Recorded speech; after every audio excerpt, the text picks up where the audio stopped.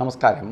എല്ലാ NTV പ്രേക്ഷകർക്കും നിങ്ങളുടെ ഇന്ന് എന്ന പ്രോഗ്രാമിലേക്ക് സുസ്വാഗതം.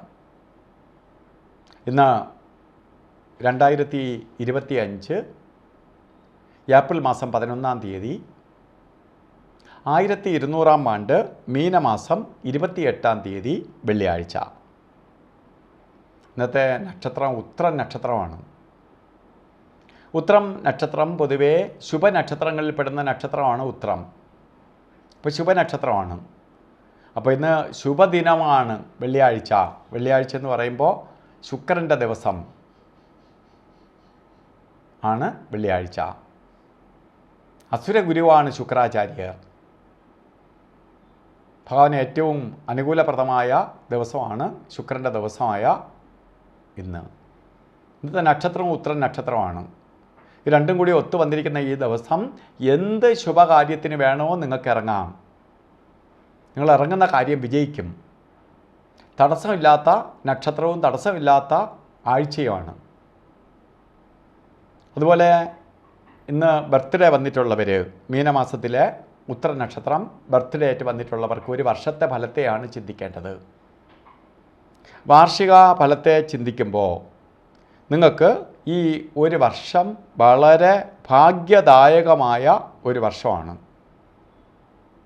അപ്പോൾ ഭാഗ്യദായകമായ ഒരു വർഷമാണ് നിങ്ങൾക്ക് ദൈവം പ്രദാനം ചെയ്തു തന്നിരിക്കുന്നത്. അതായത് സാമ്പത്തിക നേട്ടം ഉണ്ടാവും. വീട് വെക്കാൻ ആഗ്രഹിക്കുന്നവർക്ക് അനുകൂലപ്രദമായ അന്തരീക്ഷം ഉണ്ടാവും. വാഹനം വാങ്ങാനോ ഒക്കെ ശ്രമിക്കുന്നവർക്ക് നല്ല സമയമാണ്. വിവാഹാദി കാര്യം, വിവാഹം നടക്കാതിരിക്കുന്നവർക്ക് വിവാഹത്തിന് വേണ്ടി ഇറങ്ങിയാൽ വിജയിക്കുന്ന സമയമാണ്. വിവാഹ ജീവിതത്തിൽ ചെറിയ ചെറിയ പ്രശ്നങ്ങൾ, അല്ലെങ്കിൽ ഭർത്താവ് വിദേശത്തും ഭാര്യ സ്വദേശത്തുമായിട്ട് വസിക്കുന്നവർക്ക് ഒന്നിച്ചിരിക്കാൻ സഹായിക്കുന്ന കാലഘട്ടമാണ്.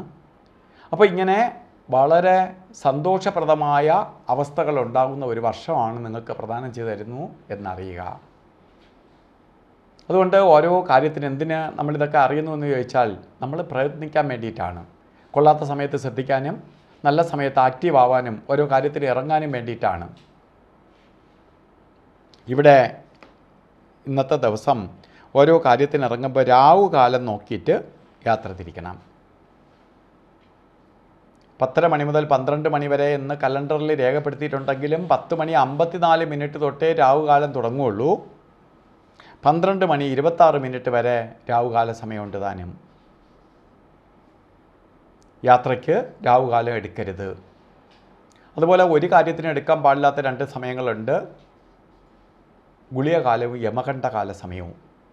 അത് ഗുളികകാല സമയം വരുന്നത് 7:51 തൊട്ട് 9:23 വരെയും യമകണ്ഠകാല സമയം വരുന്നത് 3:29 തൊട്ട് 5 മണി വരെയും.